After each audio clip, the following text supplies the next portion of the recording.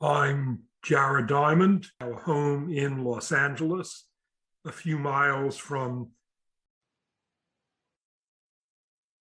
Hollywood and 1.5 miles from the University of California at Los Angeles, where I teach.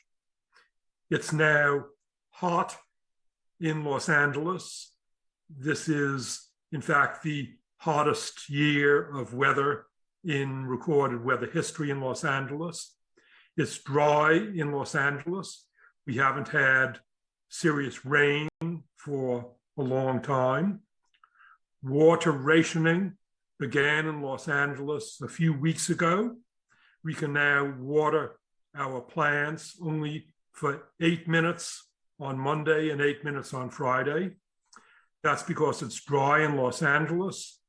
It's dry in California. It's dry in most of the American West. All that is due to climate change here in Los Angeles and in the United States, like climate change all around the world. Climate change is due to carbon dioxide in the atmosphere, what's called a greenhouse gas. Carbon dioxide, especially released by us humans burning fossil fuels. It's impossible for the United States alone to solve our problem of climate change. Yes, we Americans do contribute carbon dioxide to the atmosphere, but so do other countries. The atmosphere is mixed around the world. Not only the United States, but also China has problems resulting from climate change. Bangladesh has problems of climate change. Indonesia does, Australia does, Egypt does, Germany does, Brazil does. Every country in the world has problems resulting from climate change. And so, because climate change is a global problem, solving this problem of global climate change is going to require a global effort on the part of all countries. But climate change is not the only big global problem facing the world today. A big global problem whose solution will require a global effort. Nowadays, we are all focused on COVID. COVID is another global problem. COVID is mixed throughout the world, just as climate change is mixed throughout the world.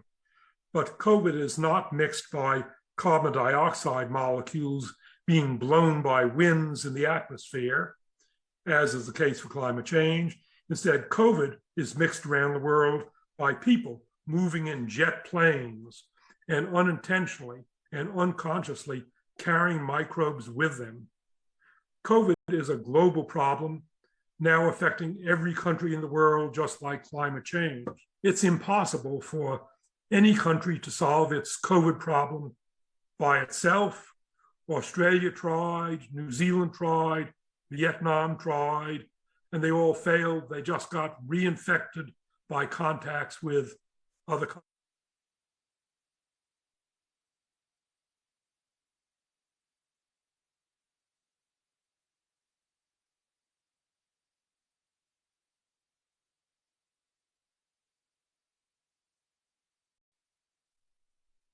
So climate change and COVID are big global problems requiring global solutions. There are other big global problems requiring global solutions besides climate change and COVID. Another big one is resource depletion, another global problem requiring a global solution. By resource depletion, I mean the reduction in essential resources, particularly renewable resources on which all countries around the world depend. But renewable resources are getting depleted by our consuming them. And that's especially true of forests and fisheries and fresh water and topsoil that we need for agriculture. It's easy to understand why forests and fisheries and topsoil are renewable resources. You may think that fresh water is available in infinite quantities because, after all, can't we make fresh water from salt water? Well, yes, we can, but that requires energy. And energy is in decreasing supply around the world. So, in fact, for our fresh water, we depend largely on lakes and rivers, but most of the world's lakes and rivers are already utilized by us humans. And the only unutilized fresh water left in the world is in remote places like Northwest Australia and Iceland. So fresh water, like forests and fisheries and topsoil, is a renewable resource that's getting depleted. All countries around the world import at least some renewable resources, particularly wood and seafood. Seafood is important because it contributes about 1/3 of the protein consumed by humans around the world. And so the ongoing declines of fisheries around the world in the open oceans because of overfishing affects most countries. China and Japan are the biggest consumers of seafood in the world. Other big consumers are the United States, the European Union, and in fact, all other countries. So resource depletion then, along with climate change and COVID, there we have 3 global problems requiring global solutions. In the distant past, in prehistory, before globalization, resource depletion could and did cause countries to collapse in isolation without their collapses affecting other countries, because in the past there was not globalization. In my book that I published in the year 2005, my book Collapse, I wrote about those isolated collapses of the past, the collapse of the Polynesian society of Easter Island in the Pacific Ocean, the collapse of the Maya civilization of Central America, the most advanced civilization of Native Americans in the New World before Columbus. I wrote about the collapse of the Khmer Empire based at Angkor in what is now Cambodia, and the collapse of the ancient societies of Iraq and Iran. All those societies then are examples of societies that collapsed in the past because of overexploitation of renewable resources. But when Polynesian Easter Island collapsed due to chopping down their forest, nobody else in the world knew about it because Easter Island was isolated. And when the Maya civilization of Central America, most advanced civilization in the New World, collapsed around the year 800 after Christ, not even the advanced societies of Mexico nearby were affected, and certainly no society in China or Europe was affected by the collapse of Maya society. So in the past, societies could collapse one by one before globalization because societies didn't affect each other.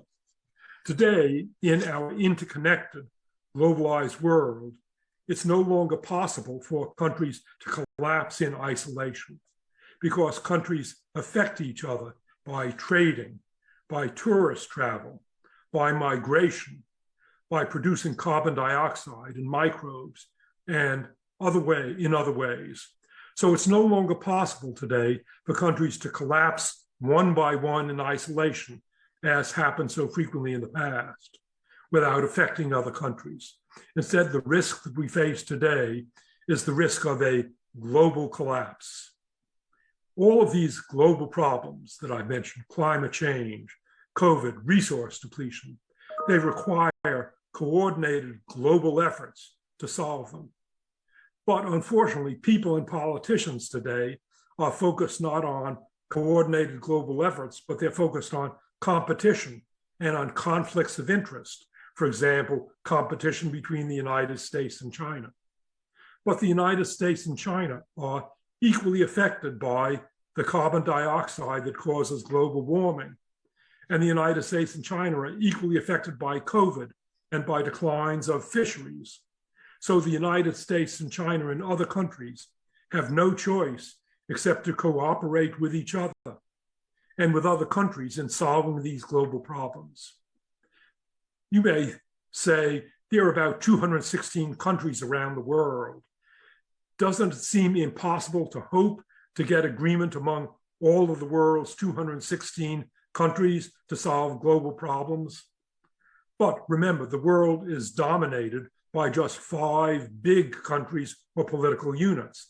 The world is dominated by China and the United States and the European Union and Japan and India.